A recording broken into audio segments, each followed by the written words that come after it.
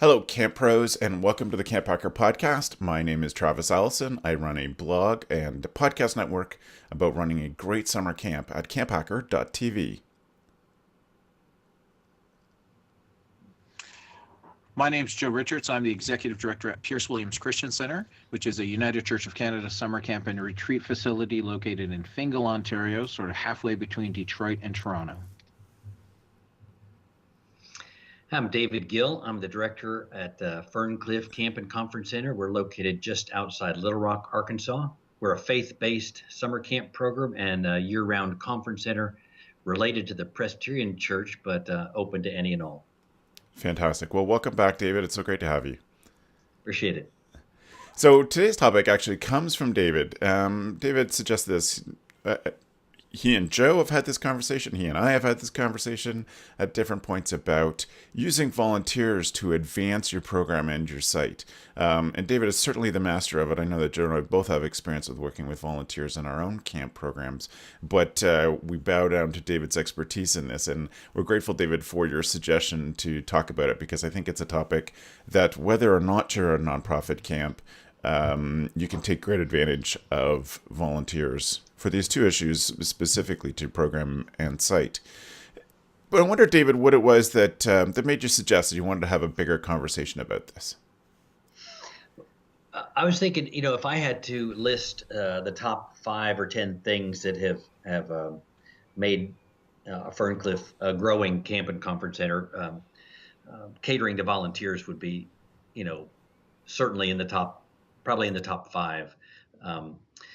Over my 18 years here, we've grown from virtually no volunteers when I came to now between 10 to 14,000 volunteer hours a year. Wow. So that is essentially like 3 to 5 full-time year-round staff when you translate the hours in terms of the labor you receive. And ours are mostly doing physical projects around the camp, not a little bit of programmatic help, but it's more maintenance and painting and trail work and a whole variety of resources. We've been able to improve our site significantly just by having volunteers come and engage. Virtually every day we have volunteers here, so that's I think that's been a key to success in the place. And so I thought other camps that maybe haven't figured out how exactly to do that, this might be a healthy discussion for us to kind of talk about the basic ropes. Awesome. And so, starting from scratch, David, what were some of the first things you did to get people thinking about Ferncliff as a place that they want to give of their time? First thing was beginning to hire staff that were particularly maintenance staff who are volunteer friendly. Sometimes you get the camp maintenance department sometimes can be so focused on the technical aspects of the water system and the sewer system and all the buildings, and it's a pretty ambitious workload, and you often hire for the certain skill sets you need, the hard skills. Yeah. But I realized that it's our maintenance folks that are key to growing a volunteer program. You have to have maintenance department that can work on fixing the lawnmower, but they can also be volunteer friendly in terms of just having some people skills and being open to working with people who don't know as much as they do, but if they embrace that, then that's essential. If they don't, then it's really hard to grow a volunteer program. So part of it was just a mentality change of, right. Say, there's other folks out there that want to engage, and if you can, if you're open to, some training and teaching and doing the front end work of getting things organized and having the supplies, and then you can really get a lot more done that way. So I think first it was creating a new mentality that was volunteer friendly, that we welcome it, we're equipped for it, and we have hospitality around it. And once people felt the welcome mat was out, then they started showing up. And I realized early on when I first took this job, I thought, I'm going to spend all my time with, where the kids are, the churches that have young families, and the soccer moms, and that constituency. But I quickly learned that for us, our retired folks are golden in terms of the support for camp and the ability to volunteer and time and skills. And so I quickly, learned that tapping their expertise and the fact that they can come Monday to Friday and volunteer, that was a real learning for me. And we began inviting them to come on, especially on weekdays, so that our maintenance staff didn't have to work every Saturday. And when we're busy with conference groups, to get volunteers who could come midweek was really important. So we began doing that, and inviting especially the retired folks to come. Then we also tapped in starting, I don't know, 15 years ago. We tapped here in the States. We have AmeriCorps. Yep. Kind of like Vista, or kind of a domestic version of Peace Corps, and they have traveling teams of 8 to 12 college-age young people looking for a year of service, gap year, et cetera. And we were able to apply and attract them, and we've probably had 30 of those teams, average 2 a year, and they come for 8 weeks. So you've got 8 to 12 enthusiastic college-age young people who live on your site and work for 8 weeks on various projects, and that's became a huge source of volunteers too. Yeah. But we've appreciated tapping that. I think so. A couple of really great points, and I love the idea. And really, truthfully, you hadn't felt the tension of it, but never really figured out how to address it when I was directing, of moving maintenance staff from being the, curmudgeonly old maintenance person who we all sort of put up with because he or she has skills, into having them realize that part of their job is to be welcoming and to be open to helping people. And even part of the psychology of that is to be saying, maybe I don't need to be the one who's painting this wall. If I have some volunteers coming at a certain point, I could use my hard skills today on solving a bigger problem. And then these little problems that I can have volunteers, I can set up to do it well. I can start to gather those kind of projects for them when you have a well.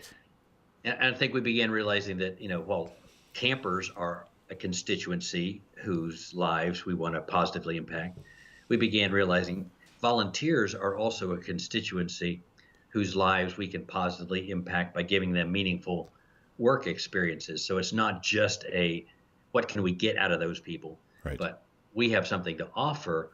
They want to engage their skills and feel like they're part of what we do out here. And so it's, you begin seeing them not as a commodity or X number of hours, but as people who really want, to become more active, and then they move on to become donors, and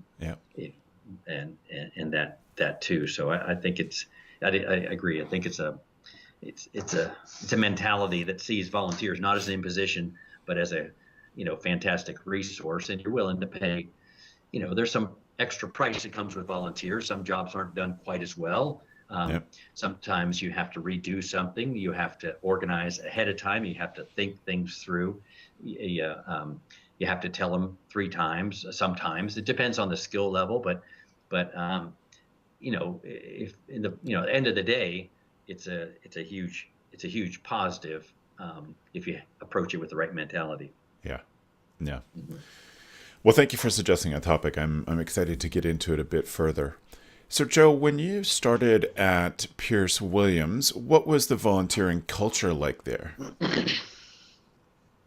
Well, like David said, volunteers have any number of roles, and for maintenance, we struggled with volunteers, and I think that's due to that curmudgeonly maintenance man who's not very welcoming, or, as David said, jobs aren't always done perfectly, but And so when you have someone who's not welcoming to volunteers, or you don't have a great way to manage those volunteers, or you give them only menial tasks. So here we were struggling with volunteers and how they felt they contributed. So board members are volunteers and committee members, and they'd gone through a lot of change.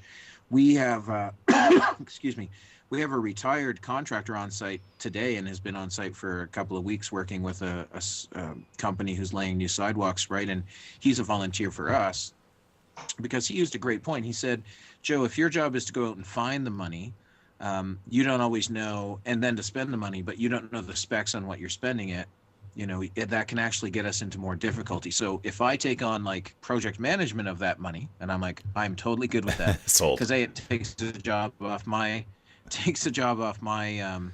plate and puts it onto his, and from a board level, that's a good thing as well, because we have someone who has all that experience. Volunteers is something we've moved to. You don't have to volunteer at Pierce to volunteer for Pierce, right? So we have some projects like I was at Ferncliff a couple of weeks ago, and thank you, David, for being the host of that. And we saw foldable carpet ball tables, which the plans are available on the carpet ball website. And I've already passed those plans along to a woodworker who's done a lot of stuff for us, but he doesn't come on site to build it. He'll build it in his own workshop, and then we go it up, or he delivers to us. So it's the idea that you're getting volunteers from a variety of places. But volunteers is something, as I listen to David talk, where we really need to improve. And I think it's partially making sure that maintenance has a job list that people can do, and putting that out so that people can know what they're doing before they come and can sign up for it as well. Yeah.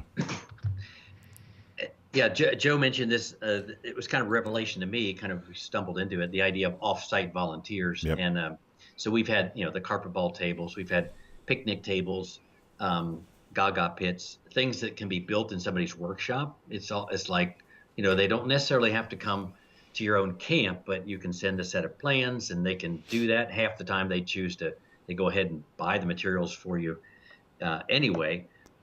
So that really spreads you out in terms of being able to do more things with volunteers off site.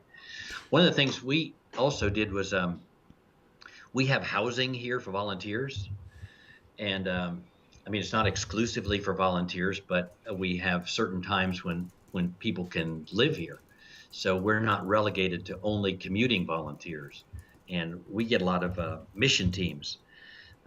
All summer we'll have 9 mission teams this summer. Each week of the summer, a group from another part of the country will come here for a week, live in our retreat house. They'll pay rental fees to stay there, which is good revenue source for us. But they'll spend a day working in our disaster center and a day working on our camp, and then they'll connect with other service agencies. So I don't have to keep them busy for a whole week, but they do work here for a couple days and help us, continue to, make improvements during the course of the summer. So mission teams is a huge source of volunteer labor. But a lot of camps aren't set up to be able for teams to be able to do their own cooking. It's really hard for a volunteer traveling group to come to a place and pay rent and pay for their meals. Right. That gets kind of pricey. So carving out on your facility a place that volunteer groups can live and do their own cooking, that's a huge plus. You open your door to a lot of volunteer options when you have the ability to host a team that can do their own cooking and keep their prices down. Right. So having that facility is important. Actually, before I go too far down that direction, David, I want to come back to sending out the plans the idea that Joe introduced. Yeah. Is it? Do I remember correctly that you have a group of people who sort of have a community workshop, that the people in that community workshop, mostly retired folks, build a bunch of stuff for you?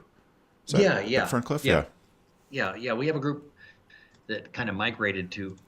We have a big 10,000 square foot warehouse, and in it we have a shop. So we have indoor working space, which is, great. And this group, they call themselves the Over the Hill Gang. Somehow, I don't know where they got that name. That they show up every Monday morning, and they drink coffee, argue, and then they get to work. And it's usually in that Right. order. And Yes. and they are a community. I mean, these guys have been together for over a decade. They, know each other well, and it's really nice to see that community. And I joke that it's also a ministry to their wives to give them something to do. The wives tell me that having a retired man around the house is like having a grand piano in the kitchen.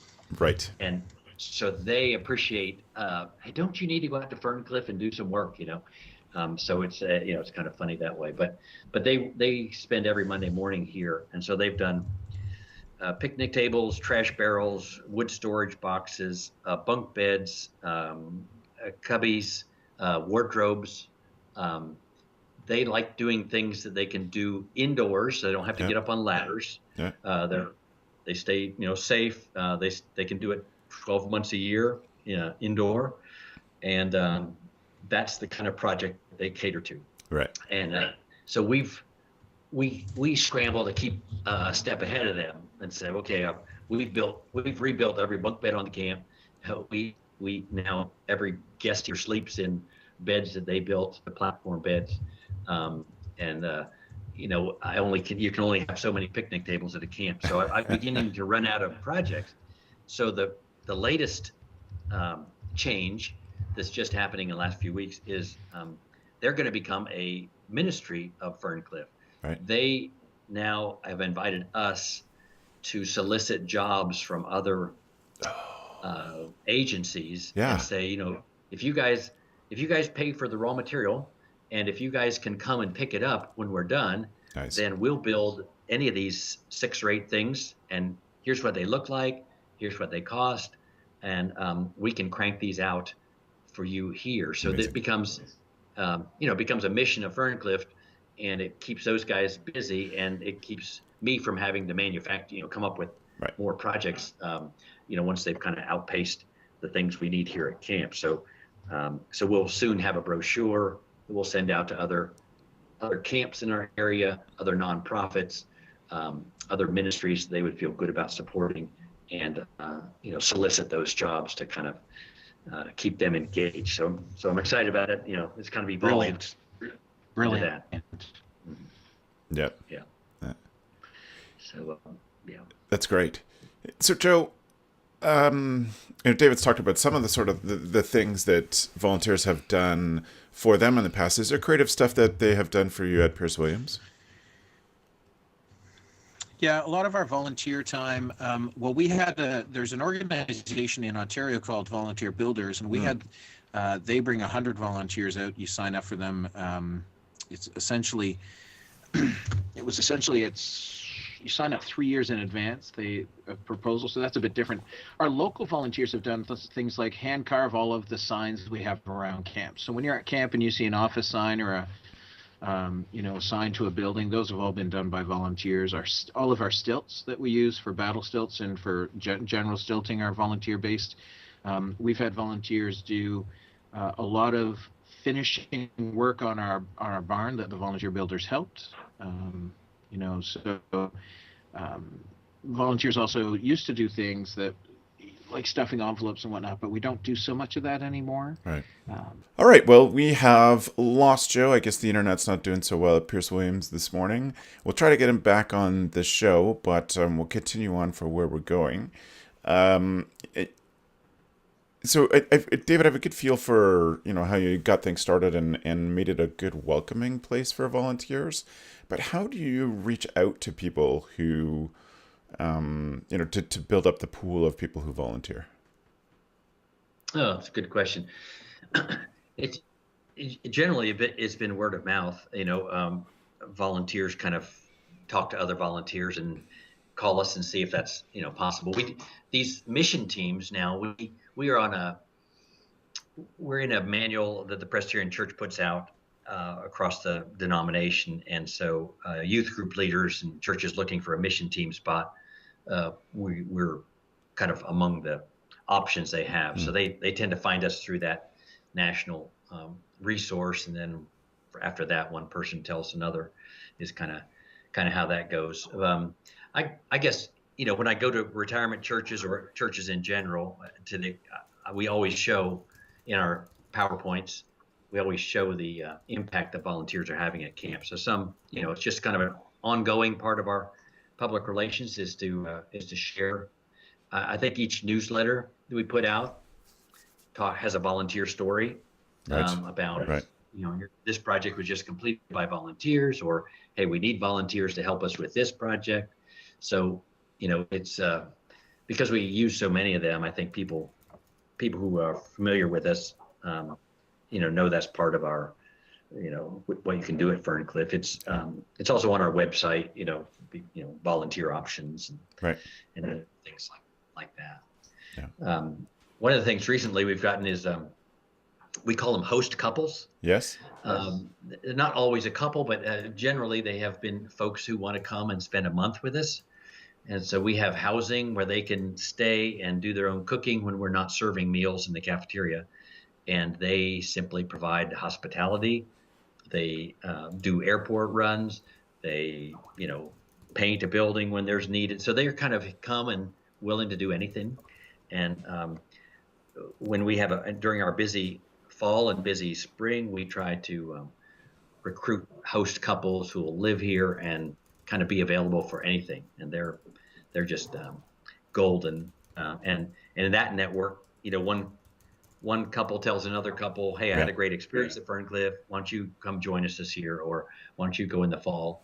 And, it's just kind of an informal network out there of folks who do that. So I couldn't really put my finger on any particular marketing that has found those people as well. Right.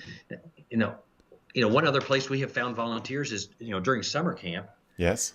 We pretty much rely on our trained staff, and I haven't really found great roles for untrained, unskilled folks to come and mingle with summer staff. I think there's some, I'm not sure how that would work. Maybe others have done that more effectively. But one place we have found effective for volunteers in the summer camp program is with nurses.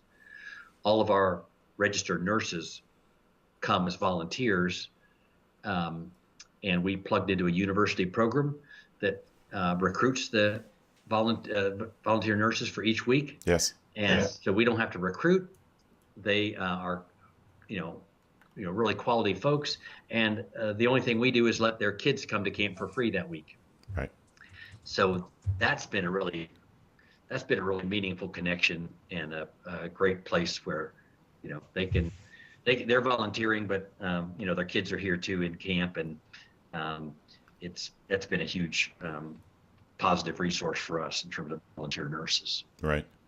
And I know when we were directing, so my first couple of summers directing, there were not a lot of nursing jobs available. So we were able to get recent grads who would come for the whole summer.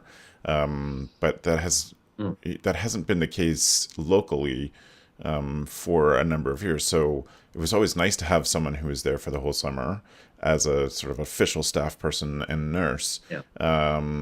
But we just discovered over time that it was better for us to do exactly what you're describing. Have a nurse come for a week, trade them for space for their kids for in a session or a week or two, and then they sort of built the habit of coming to camp, where they have their favorite weeks or favorite sessions to come to, and will make that a part of it. I'm glad you brought that up. Nursing really is probably the most common form of volunteering, I would think, for camps across the whole spectrum of camps. Yeah. Of course, we have, like other faith-based camps, we have a volunteer chaplain every week. A different person from a different church will come and be the chaplain, and that's there's no remuneration for that. Room and board, and so that's another place I guess I would consider volunteers plugging into our summer program, or for instance, a van driver, to help pick up the kids from the day camp in the neighboring town. And, it's always great to have somebody who can, do those kind of things. But we don't have, occasionally somebody will volunteer to be arts and craft the craft person for a week, or Yeah. we can plug somebody into a role like that, but it's not extensive in terms Right. of week to week. Yeah. Yeah. So, having somebody do something like driving, I think, touches on a point that Joe is going to make about our ability as camps to legally have volunteers in certain positions. Driving would be something that a lot of jurisdictions would have a hard time having a volunteer do that job because of the skills or licensing or insurance that they would have to have. What other stuff, Joe, have you found that your legal ability to have volunteers do is diminishing? I think our legal ability is diminishing in areas, especially things like electricity, anything to do with an electrician. So, you can't touch certain areas, and if you pre-wire it, that other person is taking on all that liability if you wired it wrong and they're just coming and checking it and hooking it in for you. We found that some of those things that volunteers used to do, we don't have time to wait to arrange a volunteer to do it, and B, it's just done faster and more professionally when you hire someone to do your electrical things, or your plumbing and things like fixing a furnace, or appliances. Those are things where you have to outsource anyway. But I think that as we move forward and we want to do things, as David said earlier, the volunteers, the work that they do isn't always as professional as you might get if you paid someone. And so part of the challenge we've been dealing with here for years is fixing long-term issues that arose because people didn't follow code when it was installed. Right. Built by volunteers. Yeah. So right now, for example, we just got funding to winterize one of our cabins. Our cabin is a 6-room building. It has 4 rooms of 8 and 2 rooms of 4, so sleeps 40 people. And volunteers have redone it a couple of times over the years since it was moved here in the 60s. It's a military building, and we just discovered some things about the way it's constructed, and the fact that although they said insulation was in the walls, there's actually no insulation in the walls, and those are all things that the funding will cover. But it's one of those things where you can't rely on. You have to. Institutional knowledge is this magical thing, and if a volunteer does it, you still need to be able to track the institutional knowledge of that thing that was done. But does that make sense, Travis? Yeah. Well, and man, institutional knowledge on its own is its own show, especially for organizations that have been around for 100 years. And how do we pass on information from generation to generations? Man, it's such a good point. Good. The supervision of volunteers. Yeah, the supervision of volunteers is a major issue for as we said earlier, that camp maintenance people are a unique breed unto themselves, and if they're not welcoming, or if they always want to do it their own way and don't like the way somebody else is doing it, it's not to say that other person is doing it wrong. They're just doing it differently than they would do it. And as a camp director, you have to give that up for lots of stuff, right? I hire a summer camp director and program director, and if I wanted to be program director, I would just add that to my responsibility list. And I don't want to be a program director. So leaving those little you have to be willing to not micromanage people as well, and give them a task to do, and then put the parameters on, and then let them do the task, as opposed to saying opposed to micromanaging every little move they do. Yeah. We, I agree. We too kind of have to figure out what jobs are volunteer friendly and what aren't. Yeah. We're not going to put that, that junior high youth group that wants to come on volunteer for 3 hours on Saturday, that they're not going to fell trees and, work with chainsaws or something. So certain things lend themselves to that, trail work, or, and your tools, do you have enough rakes and shovels and work gloves and things to keep people busy, meaningfully productive, safe? 40 people want to come out and volunteer, how do you handle that? But we have to kind of think what makes sense for volunteers and what doesn't. One of the other resources you may find is that we have some national volunteer groups. For instance, we had a storm go through here, and we lost a lot of trees a few weeks ago. And there is an organization called, and believe it or not, this is their name, Baptist Men with Chainsaws. That's the name of the group. They actually have 26 chapters in Arkansas. And so we put in a call to them, and they were out here the next day with 8 fellas and chainsaws, and they got all of our trees on the ground for us in a short period of time. That's what they do. That's their ministry. The United Methodists have a group called Nomads that come with their RVs for a week, and they love going around the country doing volunteer work as a community. And so you can apply to host a volunteer team of those folks as well. So sometimes there's these national groups you can plug into who have some significant skill levels and are used to doing volunteers, well organized. Right. One of my scariest moments with a volunteer that I caught, I had to worry about this. I was checking frequently on this volunteer who assured me that he was. This is also when I was willing to take more chances than I would take today. But anyway, he assured me that he was fine at electrical work and had some experience to back that up. And I checked in on his work, and he was wiring things backwards. And I said to him, about what the colors and negative and positive and grounding and all of that stuff. And he's like, oh yeah. You know how I always know? And he takes me over to his car, he opens it up, and he pops at that thing. He's like, see, on my battery on my car, red is negative, black is positive. I was like, so we got him another job as quickly as we could. And we were able to check on all that stuff. One of the other things we try to do is, keeping track of volunteer hours. Yes. It takes some doing to not get too far behind in that, but to be able to tell a foundation or in your annual report that you had 10,000 volunteer hours, that they realize that's good stewardship. These guys are stretching their dollars by being able to employ volunteers to get a lot of their stuff done. So it's important not only to do it well, but then to be able to articulate to others that this is another place you are being a good steward of resources. And at our annual meeting, we also do volunteer recognition. Yeah.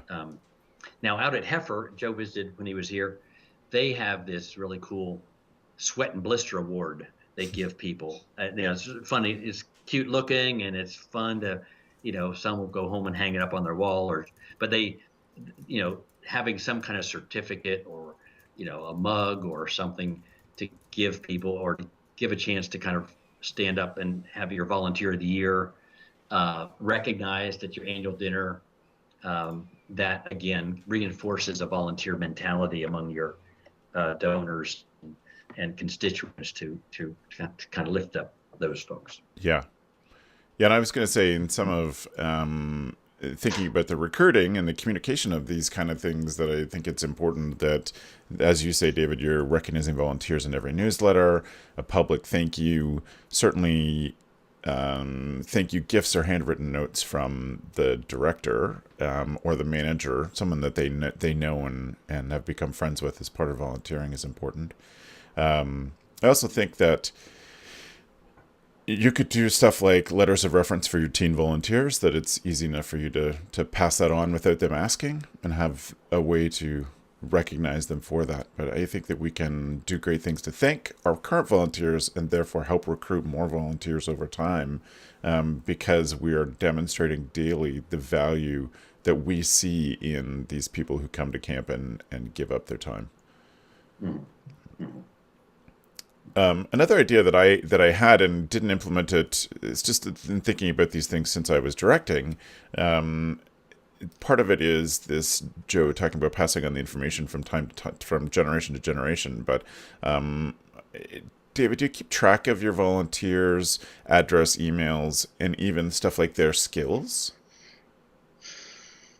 We don't. We kind of know in our head, but right. We do not have a database where I can say, hey, who do I have that's had experience with chainsaws or a skilled master builder. Right. We know some of that stuff inherently, but we don't have we're not level having a volunteer coordinator who can kind of Yeah. really organize that. That'd be a next step. Right. One of the things we also periodically will tell our architects, okay, when you design this next building, Yes. can you design it in a way that's volunteer friendly? Yeah. Because we're going to build it with volunteers, so design it in a way that makes sense, for them, and they can do that. They can kind of translate. Okay, well, we're going to do it this way because that is much more volunteer friendly than doing it this way. And so sometimes it's the design of the building or design of the project in such a way that, hey, this is labor intensive. I wouldn't do this if you were going to hire it. Yeah. But if you got volunteers, then I'll design it this way because you can do it cheaper with volunteer labor. Right. Yeah. That's cool. And I know that a lot of the recent construction at Ferncliff has had some real thought and consideration put into environmental impact. And some of those construction projects take a little more time and labor. And has that been part of the way that you've been able to accomplish so much there? Yeah. Designing volunteer friendly? That's exactly right. We couldn't have done a 5,000 square foot straw bale building without cost effectively. We did it for $65 a square foot because we could use volunteers. Yeah. And we were able to go green in a creative way because we had more labor than we have dollars and more creativity than we had in our bank account. So Yes. Joe saw when he was here that one floor is made out of beer bottles. Right. It was labor intensive, but it was capital cheap. Yes. One's made out of conveyor belts, one's made out of rocks, and one's literally made out of paper mache. So, Yeah. And that paper mache floor was one we gave to an AmeriCorps team. Said, we don't know how to do it, but here's our idea. Go to YouTube, figure it out, build the stuff, make it happen. And they loved the freedom of being able to actually take that project from a concept Right. to reality without us telling them, okay, step 1 through 10, do it this way. We just said, figure it out, come to us if you have issues, but it's your project. And they couldn't have been prouder of that, Bet. because we invested them that level of trust. Yeah. That's one way to do it. But yeah, we have buildings that you couldn't have done without having a volunteer culture. Yeah, of course. So, Joe, I'm going to start to think about wrapping us up here. Is there any thoughts that you have about creative ways to recruit volunteers or, get people involved and keep them involved? There's nothing. It's a topic that I really need to work on, and it's a topic that I think is something where getting people to understand what you do, and especially I love David's point of, it's not the young families so much that are going to volunteer as Right. those retirees, and as we move into the baby boomer generation, all coming of age, there's potentially a whole lot more volunteers available to us. And I think there's a variety of online tools in Canada and that I don't utilize very well, but it's a challenge, and I don't have great ideas on it. But I know that if I had more volunteers, I'd be able to stretch the money I can raise even further. Right. Cool. Well, David, is there any other thoughts that you wanted to make sure that we covered today when we're talking about this? Well, I would just say it didn't happen overnight for us. It was each year we get a few more hours and a few more hours, and so something you gradually aspire to kind of do, and we try to have meaningful work, Right. so that if a group's here for a week, they want some variety and they want to feel like they've made a difference. They want an orientation. So it's kind of making sure it's not just putting on the blinders and all they're going to do is paint this one building. We'd like to try to have them plug into, feel like they've really accomplished something by the time they've left, and they've understood how what they've done meets part of the mission of this place. So so that's just part of the hospitality of it all. Right. And, when we are directing, and this still continues to this day, one particular weekend. It was called Work Weekend in the spring. I helped get camp open and clean up, and it has always been a challenge to make sure that the work is meaningful, not just, or a mix of menial and meaningful. Sometimes you just have to rake leaves. But that there are other projects that volunteers can see, come back year after year and say, I was involved in that. I helped paint that. And last time, 12 years ago when it was freshly painted. It's cool to see it repainting it this summer because I was involved in that the first time. And I think it's really important that, and certainly the successes that we had with volunteers came from making those volunteers feel very welcome, making them feel a part of the community so that even if they, in a situation where they weren't eating meals with us, we would still make sure that they are part of the campfire that happens every night, a real symbol of what camp is, and they'd be welcome to join in singing and just feel a part of that magical moment that it was true symbolism of the camp. And I like also that you touched on orientation. I think that sometimes if it's a busy time like a work weekend, you forget to do things like welcome new people in and show them around, give them a tour if they've come with a friend. So it's important when you're the person responsible for that group to make sure that they know where things are, know where the washrooms are, where they're going to sleep, and where meals are, and that they feel comfortable in the place. I'd love to see a camp that did some online orientation for volunteers, that they got a little mini course. It's 2 half-hour times that they had to, or 20-minute video and a bit of a quiz or something, that the director would feel better about them coming on site and understanding their responsibilities, but also that person feels more settled into the place because they understand some of the things like meal times and some of the rules maybe, or just what it means to be a volunteer and the effect it's had. I think that goes back to David's point about recording the number of volunteer hours, to be able to report that, to grant bodies, to your own board, or to the community as a whole. If we were able to accomplish this much extra this year because there have been X number of volunteer hours over this past year. So I thank you both for your contribution to this great discussion. I'm really looking forward to hearing from the community. People have some other good ideas about ways that they've engaged or recruited or given tasks to volunteers.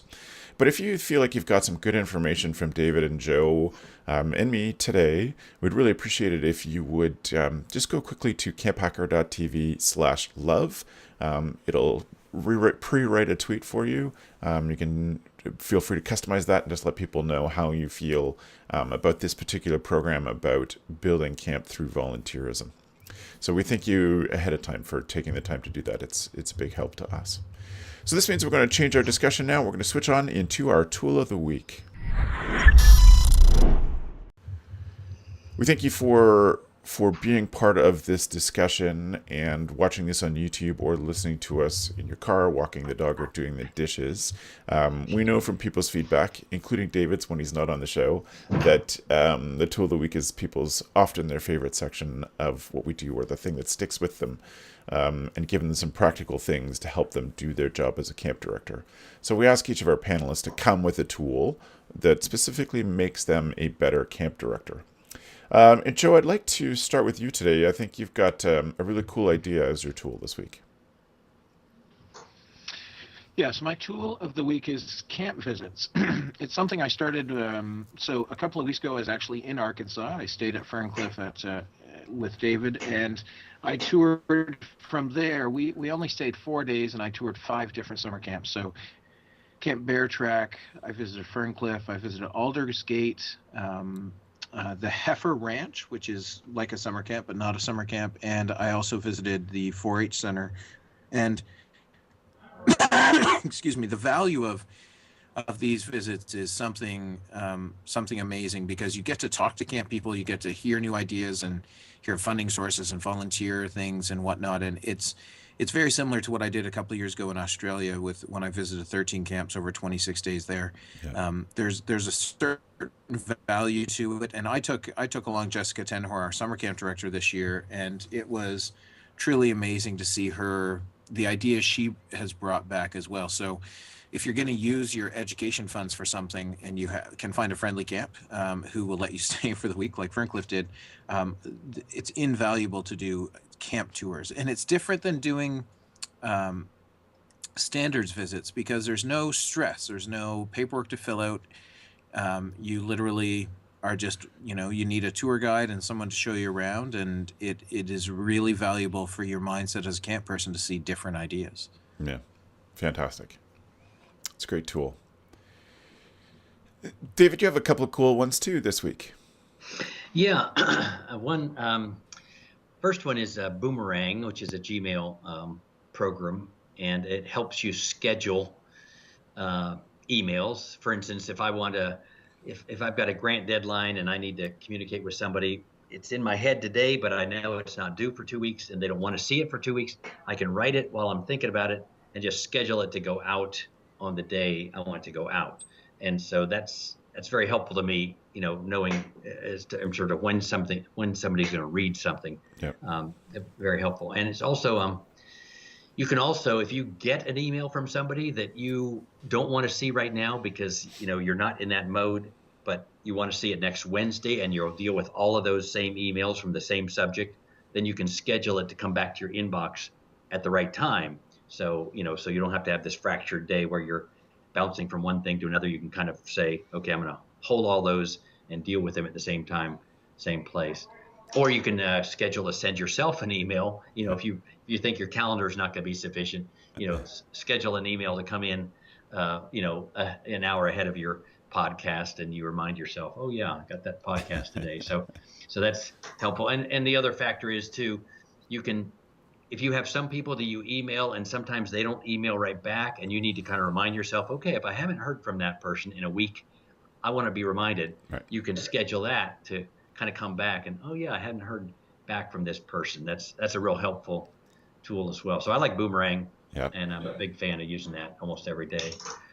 The other thing that I find that a lot of camps overlook is that there are disaster funds out there that you can tap for certain things. So, I had a storm. I didn't have a tornado, but a storm or ice storm. You can often get disaster funds from folks for things like that at your camp. And a lot of camp directors just doesn't dawn on them. They just, have the mentality that they'll take care of their own. But right. A lot of times people want to help. And we have often tapped disaster funds when we've had, small disasters, you might call them, come up, or disaster prevention funds. Right. So the radios you need at camp, that's going to help you in an emergency. And if you spin it to put in that funding request based on, we want to be prepared that if something happens here at camp, we have a way to get in touch with each other. You can fund it, even though it's something you're going to use every day, or a generator, right. Or, when next time you build a building, a safe room. So if you think disaster mitigation and preparation, sometimes there are funding sources that come to mind that otherwise you wouldn't think about. And I think camp directors might like kind of thinking about that. Yeah. All right. Yeah, those are great. Thank you so much, David. My pleasure. So my tool of the week is a book that, if you're on YouTube, you can see this on screen. It's called Don't Make Me Think by Steve Krug. It is... it's web design nerd stuff written in very easy to understand language. I think that there are a lot of big changes to come this next 12 months to the way camps put themselves out on the web. Certainly the Google insistence on a mobile version of your website starting this past month is something that's going to come up part of that, but also just getting better at having our website serve the purpose of helping families, helping our families get to know us better, helping them get to register easier, etc. And so I feel like there's some really big changes coming in the web that way, and camps really need to be aware of that kind of stuff. One of the things that can help you think about that better is this book, which is actually a revised version. You want to make sure you get version 2 of this book called Don't Make Me Think. And honestly, it's not too web nerdy. It'll help you think about the way that your websites set up, even if you're not the designer developer, but you're just in, they are answering to you about the project. It's nice to have that little bit of knowledge that you can stand up for your ideas and have some evidence to back that up. So highly recommend that book if you're looking for something to read this summer that is not to get your mind off of camp for a while. Maybe that is a good thing. Maybe it's one of those business books that'll help you fall asleep every night. I don't know, but it has been great and certainly influenced my thinking over the years, and was pleased to get to read the revised copy and just finish that this week. So last ask from you folks, if you are watching, again, I've appreciated the tools. You've got any good ideas from David or Joe or anyone in the past, if you wouldn't mind, we'd be so grateful for people to take the time and write a review. I know that both Joe and David have written a review on iTunes before, and so many other people who are great listeners of the show have taken the time to do so, and we're always grateful. And we hope next fall, when we come back, to be a little better at recognizing the people who've taken the time to do so. Today, it's just an invitation for you to do the same. It is helpful for summer camp professionals to find the podcast if there are more reviews on it. So if you go to camphacker.tv/iTunes, it'll open up the podcast right there in your iTunes, and you can fill in the review there. So we really appreciate that. So, Joe, thank you for persevering and working to get back on the show when your internet's a bit flaky today. We're really grateful, and thank you for your contribution to the show. Not a problem. Thanks, Travis. How can people find out about how to get in touch with you? Well, how to get in touch with me, they can follow Pierce Williams and everything we do at campisbetter.com. Life is good, camp is better. And if you want to connect with me, you can do that through my website, which is yoyojoe.com, YOYOJOE. Thanks, Joe. And David, thank you for being on too. It was a great topic, and we do really appreciate you sharing all that you've learned through the stuff that you've done at Ferncliff. We're grateful. Thank you. Thank you. Yeah, if people have follow-up, how can they get in touch with you? The best way is through our website. Our brand new website's going to go live next week, just ferncliff.org, and they'll be able to pretty easily find me there. Ferncliff at gmail.com is the easiest way to email me. Okay, right on. Thanks again, David, for being on. We really appreciate it. My pleasure. Good. So if you want to get information, you're listening to this and didn't have time to write down our tools, or you want to check out some of the links to some of the ideas and resources that Joe and David have shared, please go to camphacker.tv/podcast. There you'll find the show notes from this and all of our previous shows. This is episode 82, so there are lots of great resources in there that you can find to help you out thinking, certainly with the big problems at this particular time of year in your life as a camp director, but also some other great big picture things. So again, that's at camphacker.tv/podcast. And thanks for the evening, friends.